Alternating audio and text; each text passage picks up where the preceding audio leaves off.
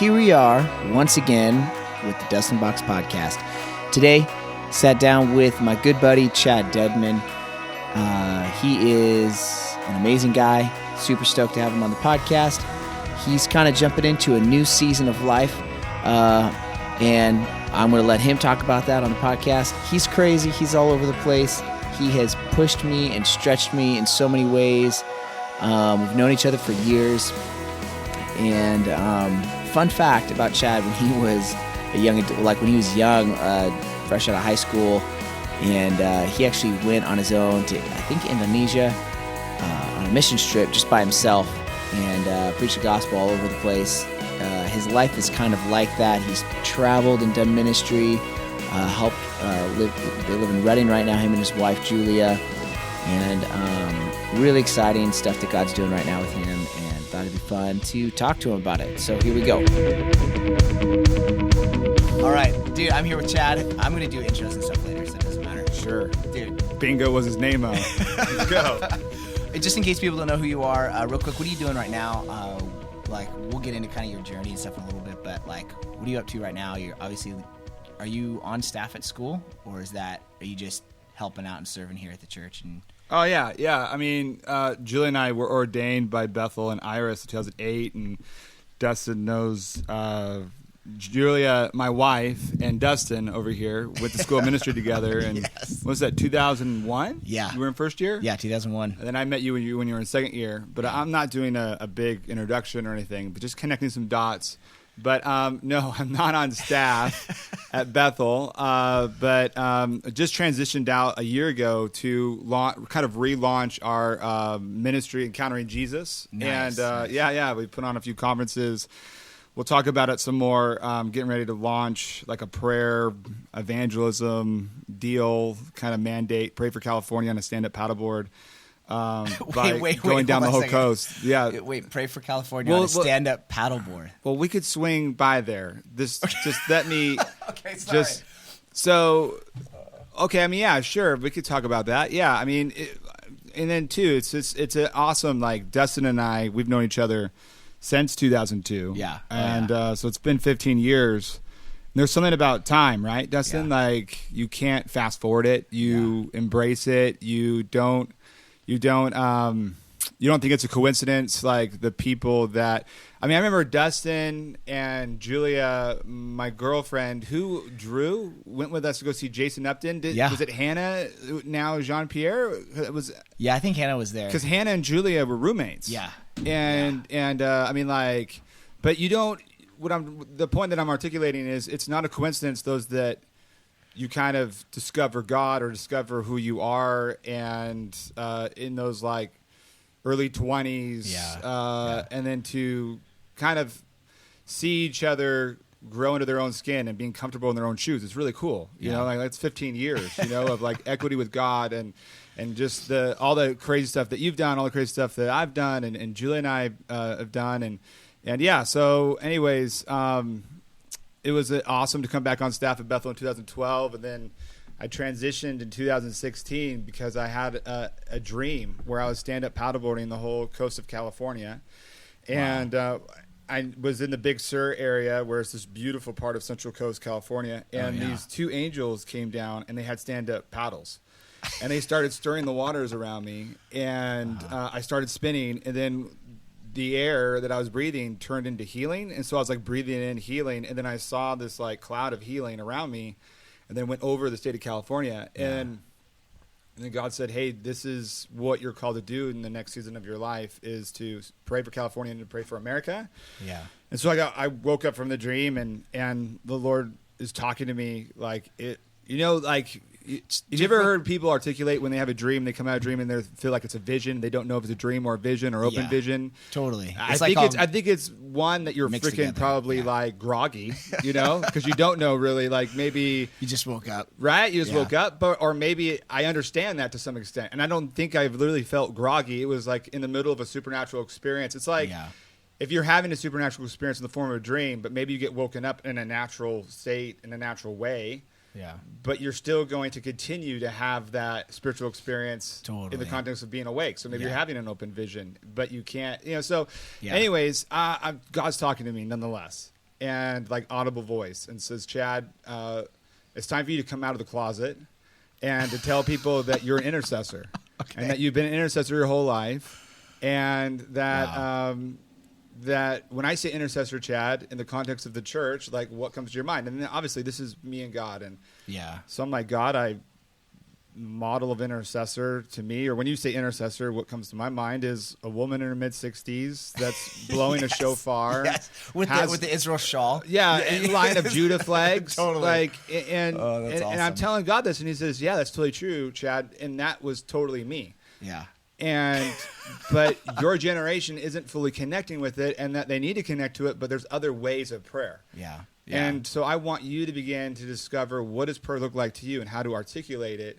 How to, reveal, like, just, I love being a part of Brownsville in the late 90s when I went to school ministry there. And that helped me quite a bit with all my little girls here. But anyways, we'll maybe get to meet her later on in the show. But but anyways, I don't want to get too long-winded. The Lord really, said, Chad, I want you to begin to pray and articulate what does prayer look like for your generation.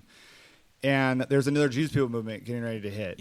And that this is a time of innovation. This is a time to he told me, I want you to learn the language of heaven and how to articulate it to a generation that's never heard the gospel in their language. And so, it's been intriguing, but... and when you talk about a people group, you're talking about international, you're talking about just like this generation. Totally. I think I had a dream ago, like about 5 months ago, where the Lord said, He was showing me, it was really, really interesting. He was showing me each generation, the last 3 generations, well, the biggest generations that are on the planet right now. Your 3 biggest ones are your baby boomers, your Gen Xers, and your millennials. And it's interesting with that. Like those are the 3 biggest generations. I mean, there's other generations out there. Like me, I'm a tweener. I'm the 77 through 83. I'm an 81 baby. So I'm a tweener. But I mean, how old are you? 83. I was born in 83. Yeah, so you're a tweener. Like you understand. Like we understand the language of Gen Xers and millennials pretty well. And and that's just because of what we've lived with. But I mean, it's just an intriguing time that we're living in, and the Lord really just began to speak to me about, I want you just to begin to study the 60s and study the Jews people movement, but I want you to study what was going on in the country, what was going on in the church in the 60s before the Jews people movement happened, and begin to really study and see the correlating factors of kind of what's going on right now and in our nation. But anyways, all I have to say is the Lord's like, hey, I want you to stand up paddleboard the whole state of California, and that you would take a year to do it, and you would pray for. To go back to my dream. About 4 months ago, I saw each generation, the baby boomers, the Gen Xers, and the millennials in their 20s. And I saw like God just like pouring out His Spirit on them, and then just that He was going to begin to heal the generations, and that He's going to show that He's the God of Abraham, Isaac, and Jacob. So what I'm getting ready to do is like I'm going to probably go once to twice a month down to a coastal city and do a whole prayer, like pray through the whole coastline of there and take like 5 days and do prayer and evangelism together, where I have Bethel School of Ministry students coming out with me. They'll be going to local colleges and beach outreaches. So I'll stop like every 3 or 4 miles and do a beach outreach. And so we'll see people get baptized. So we just did a promo video for this thing at Corona Del Mar. Oh, nice. Where they did the baptisms of the Jews people movement. That's amazing. So I'm just like, I've got this sub-squatch stand-up paddleboard where it's 7 people. And what I'll do is I'll put on prayer meetings out in the water. So I'll have a worship leader and like 5 intercessors. And so we are all like people on stand-up paddleboards, kayaks, surfboards will follow us. And we will put on prayer meetings out in the water. And then we'll do beach outreaches, beach cleanups, like, really modeling what does prayer look like, that it's way bigger. Like, I love prayer meetings. I mean, back in the day, if you do study the 60s, like, every church had a Wednesday night prayer meeting or some weekly prayer meeting. That is not happening in the church. In most of the evangelical church. I mean, there's not a one night we're praying as a community. But I mean, there are some, and there's amazing prayer movements like Lou Engle and IHOP and circuit riders at YWAM, Fire and Fragrance. I mean, there is this prayer. I mean, Azusa Now is huge. That was like such a rebirthing of the call. And it's crazy too, even in our own church, like we've always had prayer meetings going on of some sort. Yeah. And this last year we actually like remodeled the room and like dedicated it as a prayer room, like built it out. And it's this whole I mean, I was on staff. Our pastor was like, we have to have this, and it has to be like this whole reigniting of prayer in our church. There is, and there really is an invitation for that. So it's exciting, man. But I mean, I think too, what's kind of a mandate that's on my life is how to marry prayer and evangelism, but also another undertone would be how to communicate, how to articulate that God is good through the revelation that he's ridiculously fun. Yeah. Yeah. You know, I think we're in another Reformation. We just had the 500th year anniversary of the Reformation in the 1500s with Martin Luther, but that would have never happened. There would be no Reformation if there wasn't the printing press. Yeah. Yeah. And if we are gonna we are poised for the internet is the next printing press. I mean, that just was a game changer that I think we've seen play out in the last 20 years where we're just like, holy Lord.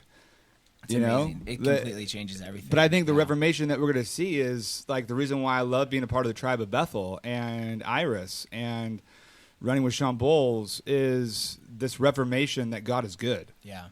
That's breaking the religious spirit. Yeah. Like that breaks that religious spirit. Totally. That God is good, that he likes you, that it's friendship, it's intimacy, that breaks where you start having the revelation that he likes you. He died for you because you're valuable, you're his creation. So anyways, I think that one of the things that I do very naturally just in my life of really discovering God inside the church and outside the church, but also just being on an adventure, whether that be my wife and I traveling around the world for 18 months nonstop, going to 18 different countries, whether that be going to the poor or surfing or just, enjoying life, abundant life, but also it's a life of serving. It's a life of... Dude, so oh my gosh. So years ago, when we first met, you for me are like the quintessential surfer attitude. Totally. Where we'd hang out hey dude, let's go do this. I'm like, no, that's the maximizer inside of me. 10 o'clock at night. We're not gonna go get donuts, and then we go to get donuts. And we're like, hey, we should go pray for that person. And it was like that was our trip to Southern California in your van, dude. Right? It was ridiculous. Bobby Brown disappeared. Remember that? Showed up with a whole new clothing. A freaking Grand Caravan, right? Grand Voyager is a Plymouth. I took my girlfriend with me to see if she would pass the test. Was six? Five guys and Julia. And we had 4 surfboards. Yeah, 4 surfboards. Jesse Phillips. Jesse Phillips was a part of that trip. Oh, dude, yeah, I think it's Jesse Phillips in Santa Cruz now. Me, you, Bobby. That was ridiculous. So we drive, we cram into this van, nothing on the top, everything. We had laid the seats down and we're laying underneath surfboards. It was insane though. Slept on the beach and stayed at my old youth pastor's house. Yeah. Yeah, it was. But I mean, that is me though. I mean, we're about ready. It's the day before Thanksgiving, so to give some kind of time frame in this podcast. But anyways, this was about 3 years ago. There was a swell that was going to hit Thanksgiving. That was going to be 20 foot in Santa Cruz, and it was going to be pumping. Yeah. And it was going to hit on Thanksgiving, and then still be good the next day. And so I said, Jules, we're celebrating Thanksgiving in Sacramento. I'm on staff at Bethel, and I'm working my butt off, and we don't get many times to go surf. I live 4 hours away, so there's not many opportunities. So you take advantage of it. That's why I'm a night surfer. But I tell Jules, hey, can I go and celebrate Thanksgiving with the family? And right after we eat dessert pie, I bail and go to Santa Cruz. And she says, from okay, Sacramento. As long as you are present on Friday, as long as you have breakfast with the family and you are not napping through the day. And I said, sure, deal. So I have my friends from Redding pick me up in Sacramento, and we drive 3 hours to Santa Cruz. I surf with my Australian mate, Tom, for 6 hours until from about 11:30 till about 5:30 in the morning. Then we go to Macy's for the Black Friday sale for about 45 minutes, pick up a good shirt. And then I get to Sacramento to have breakfast with Julia's family, and we played football, we played tennis, we played basketball, and then we did a 30-mile bike ride as a family. And I'm a maximizer, man. I love it. I would have died. That was the perfect day. That's one of the days. And you got to have that. You got to have ridiculous memorial stones in many, many ways in your life. And you need to have, but that's to all the maximizers out there. You understand my world. You truly do. Oh my gosh, that's ridiculous. I mean, this last summer, I preached in 3 time zones in one day. Yeah. Oh my gosh. Knoxville, Nashville, and San Francisco. It's like airplanes. Like you've obviously probably in Tennessee you're driving, and then you took a plane and Boom. came out. Yeah. That's morning crazy. session, afternoon session, evening session. It was awesome. That's ridiculous. That's crazy, man. So, okay, so when are you going to start this whole paddleboard thing? What's that like? January. Okay. January 2018. So, That's crazy. yeah, it'll be for the year. So And, just just to clarify, just in case somebody's listening to this and they're like, do angels actually have paddleboard paddles, right? Totally. Like, yes. because it's It's a great question. Well, because people talk about like I have this vision from God or I had this Totally. dream, and then it becomes like some sort of doctrine in terms of like how an angel is or how all that kind of stuff happens and stuff. Like I'm just kind of curious like how you view that, because I mean obviously I understand Totally. that doesn't challenge my faith, but I think some people out there might think Yeah, that's kind of weird. and I think too, it's just, I mean, God speaks to us. He doesn't speak to us from the New King James Version. You know, like, I mean, I love the New King James Version, and I'm not knocking it, but that's not thou, and that's not my encounters with the Lord. And I think the Lord, whether it be through a dream, I mean, there's different levels of purity, right? Of revelation, of seeing God, and imagination realm with the mind of Christ is amazing. And then there's, visions, and then there's dreams, and there's open visions, and then there's, seeing in the spirit, seeing in where you see something that is spiritual, whether it be an angel or the Lord, and he manifests himself in the natural. That means unbelievers are seeing it. Yeah. And, too, it's a dream. So we've learned this from John Paul Jackson, all stuff, that you could have a dream about a bus, and it's representing you're having a big ministry that's going to carry many people. So right. God speaks to us. So whether it's, do angels have paddle boards and up in heaven in the throne room with, like in Revelations. No, paddleboarding across the sea of glass. I'm not going to definitely die on that mountain, but I mean, can God speak to me about a mandate, and that he uses it in a dream where angels have stand-up paddles to kind of like shout from the rooftops in the language that I'm going to understand, that the way he would speak maybe to Samuel or David in his time. And he wasn't using, he was, and I'm sure in the time of Samuel, when he would have dreams with the Lord, he wasn't having dreams about a van, maybe. I mean, maybe Ezekiel did, but I mean, like, but anyway, wheels. Yeah. So I think one of the cool things that you're kind of pointing out here is that, like, obviously God's going to speak in a language that we can understand individually, but it doesn't make it less holy or less spiritual because he's using paddleboards. I mean, Abram and David, they operate in the imagination realm, and it brought the kingdom of heaven to earth. I mean, it was amazing. So, I mean, it's just. It doesn't make something less holy to see it in something like that, like a picture of paddleboards or everyday language. It's still just as significant, and it's still God's voice speaking to you. I think having value for that, like in a sense of, which I would say more is the context of stewardship.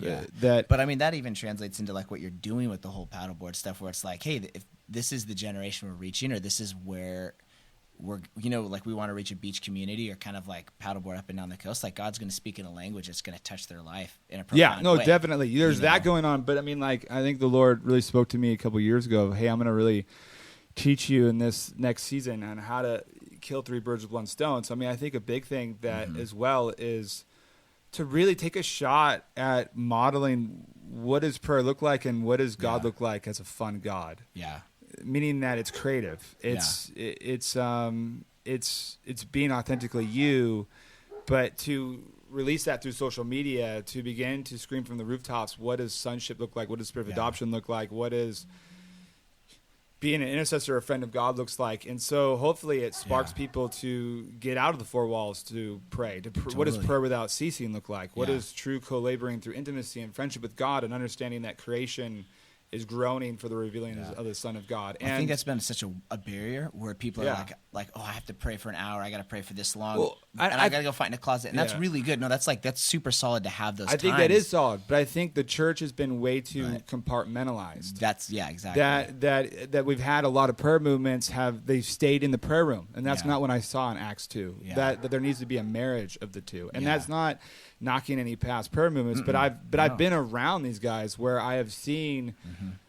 I think that was so maybe revolutionary or outlier-ish of Bethel when we went there. That there was such a great model of application, whatever you were given in the areas of prayer or healing or evangelism or the prophetic is they applied it. They did so good in activating, right? Like, so I mean, like we would probably say for people at Denny's, like 10 o'clock at night. Like we were constantly in 10 more like 1 a.m. Yeah, we were in like the spiritual workout room, like where a lot of places didn't have that grace. And so I think there is this application of, I mean, of marriage of prayer and evangelism. I remember being a part of a prayer movement somewhere in a distant land, and we did like a 6-hour prayer set, and I loved it. It was awesome. And like encounters with the Lord, it was great. Then I went to the grocery store and had to get I had to get deodorant or toothpaste, and I saw this guy stalking the aisles, and I said, "Buddy, I see musical notes around you, and I see you carrying the heart of a father to a generation, and I see you drumming." And that he starts crying, and he says, I'm a drummer. And I said, well, I'm seeing you're going to hear rhythms. You're going to be woken up in the night hearing sounds and rhythms.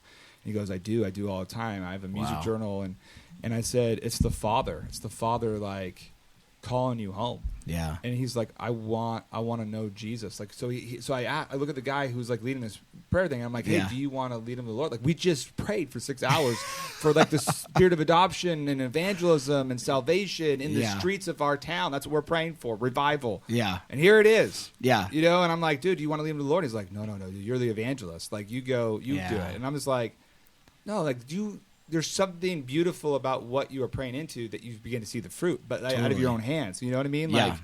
Like let's not well, anyways, I'm not going to go bang that drum any longer, but yeah, I mean, the big deal for me is prayer is fun. Yeah. God, like if you find yourself bored in church, God's not the one with the problem. Like, you'll never be bored in heaven. So if we're called to bring heaven down to earth, let's model like God is ridiculously fun, And I think that was so cool about Toronto and all that stuff and getting drunk in the spirit. I mean, God is ridiculously fun. And we had some pretty epic times in the school ministry. Oh, totally. Getting blasted by God. Oh, yeah. And so anyways. That's awesome. Yeah, it's wild too, like where obviously I'm youth pastoring in Nevada right now. So like I do a lot of other stuff at the church, but primarily I'm youth pastoring. And we're on campuses now and like reaching out, and it's crazy. Like a lot of kids are coming either from like a super kind of new age or agnostic kind of perspective, or like a real rigid Catholic kind of background. We have kind of both pretty heavy streams, that we run into. And just so you have heavy Catholic, which like, we have 1 billion in the world. Yeah, it's crazy. So there's like interesting. There's a bunch there, and then what else have we got? Completely, either they've never even heard Jesus' Bingo. name. Like we have such a large unchurched. Completely agnostic, you understand? Like I've been studying the church and been studying the '60s. Yeah, and in the '60s, well, first let's go back up. Since the First Great Awakening, into the Second Great Awakening, early 1900s, and all that stuff. That those that grew up in the church, ages 18 through 25, now, about 45% stay in the church. Yeah, and then 55% leave. They go off to college, and they end up not going to church, and they just like these are like kids that grew up going to church. Grew up going to church. Yeah, about 45% stay in the church. When the 60s hit, and there was like the church really became irrelevant to a generation. Totally. They believed that electric guitar was demonic. Yeah. Movies were demonic.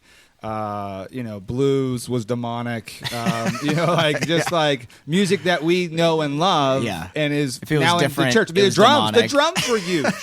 Yeah. Oh yeah. And it was an interesting time of music and expression and voices coming out of a generation in the sense of the 60s. Bob Dylan and Jimi Hendrix and that generation was so labeled rebellious. Yeah. And anti-American, and then at Woodstock with Jimi Hendrix, I think it was a generation asking the question, like, what does our America got to look like? Yeah. And it wasn't anti-American. They were just asking questions or in a place of discovery, rites of passages of what, I'm not going to just believe blindly into what my parents believe. I mean, the church back then was, you can't come here unless you have a suit and shoes and, no facial hair if you're a guy or a girl, I guess. But anyways, and have short hair. But I mean, like, so it's more come as we are, not come as you are. Yeah. This is what like the gospel is all about. Yeah. But it was, but anyways, in the 60s, less than 15% of the generation came to church. Wow. That's crazy. That grew up in the church. It Yeah. dropped from 45% to 15%. So you had 85% of a generation not going to church that were ages 18 through 25, which right now, so when the Jesus People movement hit, it bounced back up to like 55%. Right. And then you had all kinds of different moves of God, the prophetic move in the 80s, and the Toronto and Brownsville in the mid 90s, and Totally. and then the songs of our generation was Matt Redman and Delirious, and all those different guys.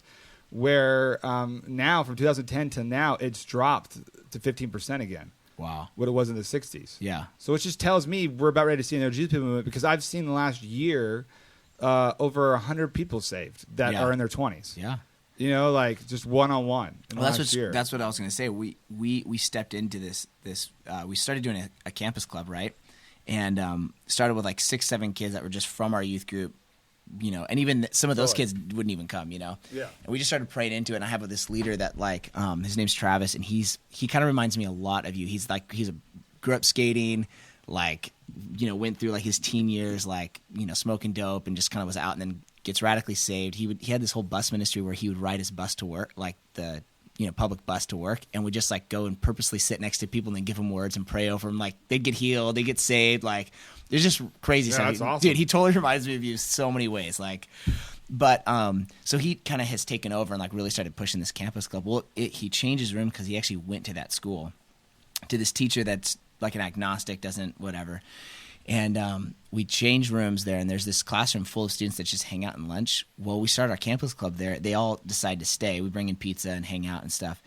And the number of kids that are starting to just we just share testimonies. Literally, we just go in there and just share hey, this is what God did in so-and-so's life, and we'll have different people come in and just share testimonies and stuff. And we've had so many kids completely give their heart to God, just completely transformed just by being there and just basically just sharing that God's awesome. God is good. God is really, really good. He's super fun. This one girl comes up to me afterward and she's like, "Hey, I got to tell you." And I'm like, okay. She kind of was a little intense, And first she's like, "Just so you know, I've changed my religion." And I'm like, okay, I wasn't sure you could just sign a paper changing your religion. But she's like, "I was Catholic, but I need you to know I'm Christian now." And I was we're actually okay, but it's this. I don't know, just there's this one girl that came up to me afterward, and she's like, this was actually 2 weeks ago. She's like, "Hey, I just want you to know." She's like, "I'm here every week." She goes, I feel something here that I don't feel anywhere else, and I don't know what it is, but I'm going to keep coming, and there's something in my heart that's and it's just they're recognizing that they're encountering God, but they don't have words for it, because their picture of God is either that there is no God, or it's this super strict, really religious religious system sort of. Have you ever been to Jerusalem? No, I want to. So I want to go. The Holy Scepter, or whatever the heck that place is called, it freaks you out, man. It is But anyways, we won't go into that. I grew up though in a charismatic Catholic family, so yeah. Dude, your grandma. Yeah. You met my grandma. Dude, she my grandma grandma was over the me one most time. prophetic. Yeah, but her and my grandpa, they grandfather, his name was Igornas, which is an interesting name. Igornas. Yeah, it's just interesting. And then That's she was awesome. Grammy. So, Yeah. but anyways, she was super prophetic, and she did the stuff with. She was at meetings with Catholic Coleman. She was at Toronto. Yeah. It was crazy. wild. Yeah, and so that's how my mom and dad met. But there's 1 billion Catholics right now, and the Pope, Stacey Campbell, just prophesied over the Pope. And my grandparents, they led a healing ministry on Monday nights at their house. I ministered there a few times for 40 years in the Catholic Church. Oh my gosh, that's wild. Yeah, my gosh. But anyways, the Catholic Church is about I've ministered to a few different priests, cardinals, archbishops are getting ministered to, and they're all getting they're starting to speak in tongues and get baptized in the Holy Spirit. We're about ready to see a whole other wave, and that's 1 billion people. Yeah. If we if we could just recognize and remember what happened in the mid '70s with the charismatic Catholic Church. Yeah. It was commonplace for Catholic Coleman to do Holy Spirit meetings, and there would be nuns there and priests there just getting rocked. Yeah. That's amazing. We're about ready to see it again. Yeah. It's going to be awesome. That's rad. So anyways. Yeah. So it's just exciting. It's cool to see how many kids you just talk about how good God is and that he loves them. And they're it's a completely foreign concept. Honestly, it's really surprising to me where we are. But it's amazing though, just to see what God's I think we're going doing, to see a real ridiculous move of God in South America with the Catholic Church. Yeah. Yeah. That's where the Pope came from. Oh, that's right. I think we're going to see crazy Holy Spirit outbreaks in the Catholic Church in South America. That's awesome. Like I'm going to Brazil. I've been to Brazil before, but like you go to Catholic Church and you see a lot of them will be married to the demonic. But I mean, like it's weird, especially Brazil has like a real heavy influence. Have you ever been to like, Brazil? I haven't. It's on my list right now. I have I have a bunch of Brazilian friends, and they're all like trying to get me to go down there. So, dude, you should come down there with me. Dude, when are you going? Well, I mean, I got invited to go in June, but I don't think June's going to work. But dude, I mean, yeah, maybe in the. I would love it. Yeah, let's do it. I'm actually right now. Me and my wife are doing a challenge of learning Portuguese. So we're like, we got the little app that we're doing. Well, you gotta go, 10, 15 minutes a day. Practicing. So that's awesome, dude. So what? If people want to kind of get in touch with you, or like especially with like this paddleboard stuff that you're doing right now, or I know you're putting on a conference, right, in SoCal. No, in Santa Barbara. Santa Barbara. Yeah, okay. so that's December 8th through the 10th. Okay, and where like Graham information? Cook. What do they? I mean, yeah, you could find us. We have an Encountering Jesus Facebook, Instagram. We're revamping our whole website now, but you still find us on EncounteringJesus.com. Okay. ChadandJulia.com or ChadandJuliaDedmon.com. That's way too long of an email, but anyways, awesome. It's our ministry, Encountering Jesus. So you'll find us on social media or find us on a website, and we're putting on conferences, and then we're doing prayer. The prayer initiative will be Catch the Wave. That will be what it's called. I mean, like, okay. I remember you ever heard people pray? It's amazing when you have people that can catch a wave, but it's even more amazing when you become the wave. Yeah. You ever heard that before? Uh-uh. You've ever heard that before? No. I've heard that before. like that's awesome. Talking about like Smith Wigglesworth, all stuff. Yeah. I think it's good, but I think there's something so biblical and profound with catching the wave. Yeah. Meaning that to a surfer, like I've surfed my whole life, is you have to position yourself to catch the wave. Yeah. And then so you have to know where that wave's going to break. So you have to have some sort of observation skills and to notice, okay, this wave's going to break 200 yards out. It's going to hit a reef and it's going to jack up, and I know where to put myself to get this to set myself up for success. Yeah, to catch this wave. It's crazy. Like, oh, go ahead. Yeah, then you have to paddle. Yeah, and then you suddenly you have to do something. Yeah, which that is the part of the catch. You become the wave type of thing, which I think is great. Yeah. You're not it's not passive. I mean, you're actively you have to paddle engaged. hard. Yeah. But then there's a moment of transition of momentum. Like there's a shifting of momentum where you actually feel like, oh wow, the energy of the wave is catching my board now. Yeah. And the only thing about paddling is maybe it's 15% of the wave that you catch. Then 85% is you just enjoying that wave, which I think is so the Lord. Yeah. You know, that like you know what I mean? And I think that there's something beautiful about catching the wave, understanding the wave, like becoming the wave. Like, no, we don't become God. Yeah. Like, but there is this place of co-laboring. You have to position yourself well. I mean, like, that's why it's so interesting, right? With like moves of God around the world, and there's something special about going there. Yeah. You know, like there's something special about like there's an element of sacrifice or an element of hunger. Really, it's not a sacrifice if you're a hungry person, you know. Totally. And so, but then you just receive. Yeah, you know, like it's that verse. You know, it says, "They that wait upon the Lord." Right, the word wait. Their strength. Yeah, the word wait is to set an ambush. It's the same idea. It's like it's to set up an ambush, to train your senses, to put yourself in the pathway of that animal or that thing that you're hunting, which would be the glory of the Lord.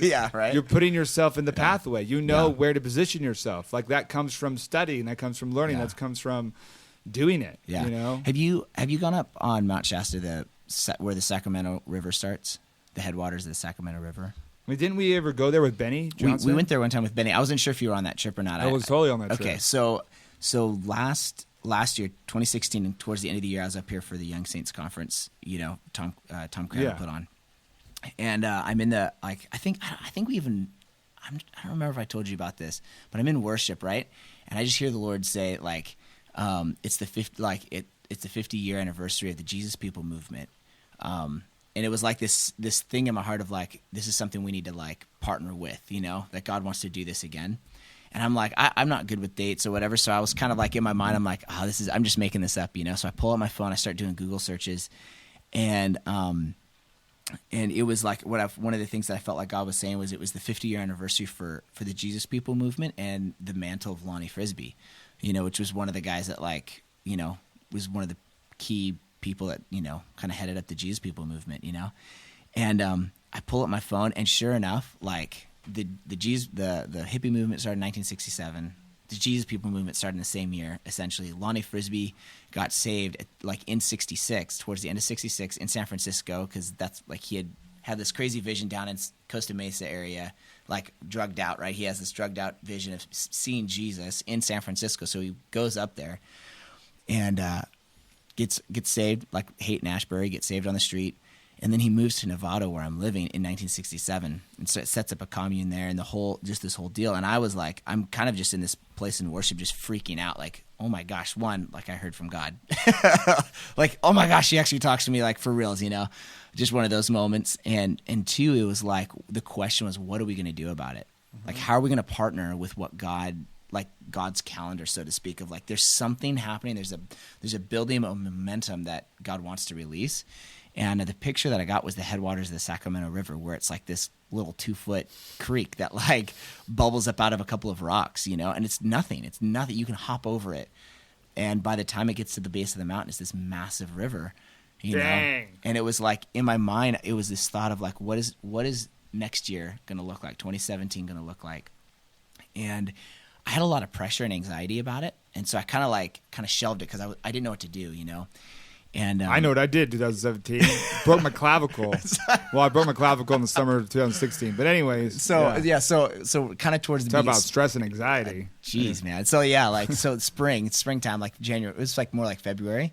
2017. Yeah, I was praying, and it was I felt like God asked me, hey, do I need to wait another 50 years for people to do this? And obviously I don't think he was putting the weight of what he wanted to do on my shoulders, but the question was, how was I going to partner with what God wanted to do and what he wanted to start again in birth?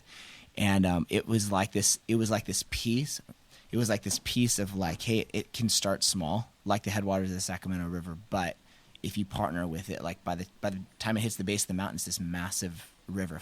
Crazy momentum. Come on. Just don't despise a day of small beginnings. Totally. And so it was. Learned that from Bill back in 2003. And then as a youth pastor, you definitely learned that. Yeah. When But it was more than just for myself though, but it was almost like God's calendar. There's no doubt the about miracles it, that we're seeing, the stuff that we're seeing, it's shouting there's that momentum from so many starting. different streams. We are in the beginning. We're not in there's gonna be. We are in the beginning stages. And we're seeing it in little pockets and little regions. Dude, there's a guy, a friend of mine in Germany that rides around in a van with a jacuzzi, and he's baptized over 1,000 Syrian refugees. That's not creepy at all. No, it's not creepy at all. Learning, Dude, that's rad though. That's legit. That is so cool. Dude, it's oh man, it's happening. Yeah, it's amazing what God's doing right now. So, dude, that is so exciting, dude. Oh man, it's so much fun. I know you got to go. Let's wrap this up. Encountering Jesus Ministries or Encountering Jesus? Just Encountering Jesus on Facebook. Yeah. You Instagram or anything else, or just totally Instagram, the whole shebang. All right. Snapchat's not really relevant anymore. Hey, are you going to be going down through the San Francisco Bay, Point Reyes? Totally. Yes. Okay, so when you do that, you need to hit us up because we're only 20 minutes from that. Let's do it, man. It's where the birthplace spiritually of Lonnie. So let's do it. All right. Sounds great. Let's do it. We'll do another podcast to be continued. Yes, for sure. All right. I'll see you later. See you, buddy. Just want to say thank you one more time to Chad Dedmon. You can go check him out, him and his wife, Encountering Jesus Ministries, and Facebook and on the web. And be sure to check out me and Savannah's Instagram, Dustin and Savannah, Twitter, Dustin Box, my personal Instagram, DustinBox_BJJ, and of course our website, DustinandSavannah.com. Savannah's blog is amazing. She has some incredible content on there, so please go online, check out her blog, follow that, and stay tuned for more podcasts. All right, talk to you later.